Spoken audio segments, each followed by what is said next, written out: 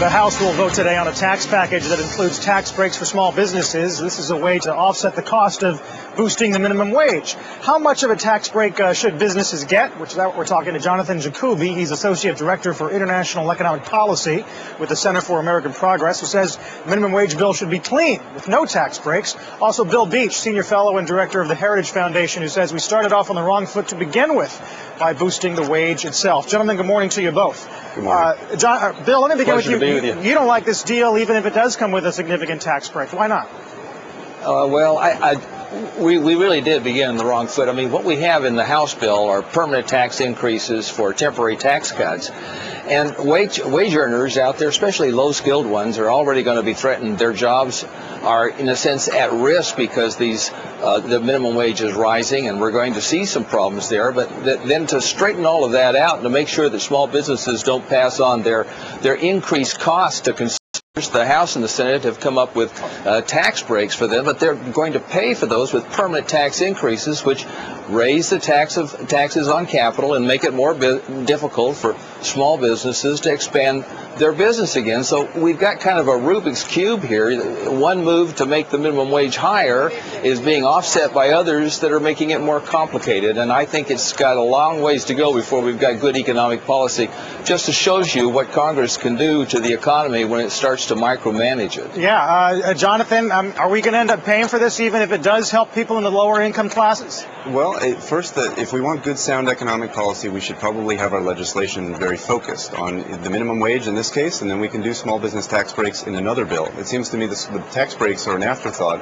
The main focus of the bill was always about making sure that 13 million Americans who have been waiting for 10 years for a minimum wage increase would actually start to see a boost from $5.15 an hour to $7.25 an hour. So your argument is that all these businesses, they've already had their tax break, in other words, by having an artificially low wage to begin with. Absolutely. I mean, in the last 10 years, inflation has eroded the real value. If you adjust for inflation, the minimum wage of $5.15 an hour is now something like $4 an hour in $1995. So we would love to see this increase from $5.15 to $7.25, and that will help people that serve our restaurant meals, that make our hospital and hotel beds, that build our homes, and we can address the small business challenges in this globalized economy in a separate bill and do it not as an afterthought, but more strategically. Bill, you can hear to a large degree they're Democrats, but people who say, look, all right, if it ends up costing small business, if it ends up costing the consumer, maybe that's worth it if you're really worried about the income polarization in this country.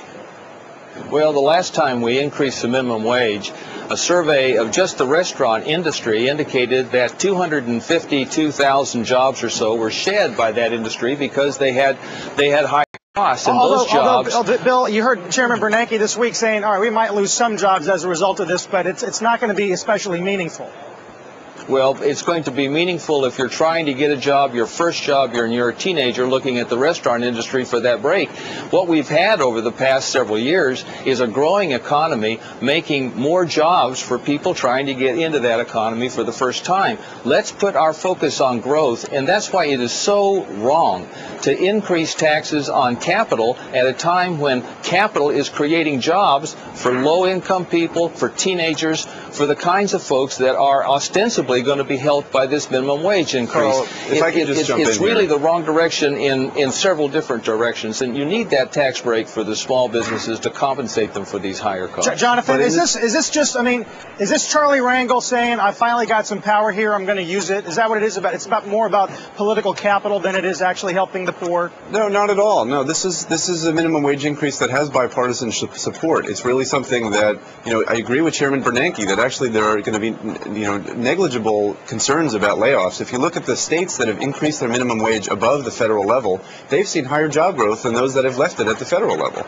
So the critique there is not quite, up to snuff. And also, the concerns about price increases for consumers, we would actually, over the 20-month phase-in of the minimum wage, we'd only see prices increase 0.2%. And this is over a 20-month period. That doesn't even keep up with monthly inflation. Gentlemen, so these two concerns are really bogus. We're going to leave it there. We'll see what the House does today, but obviously we're going to be watching it closely. Thanks to both of you for your time. Thank you very much. Liz? Sure. Campbell Soup.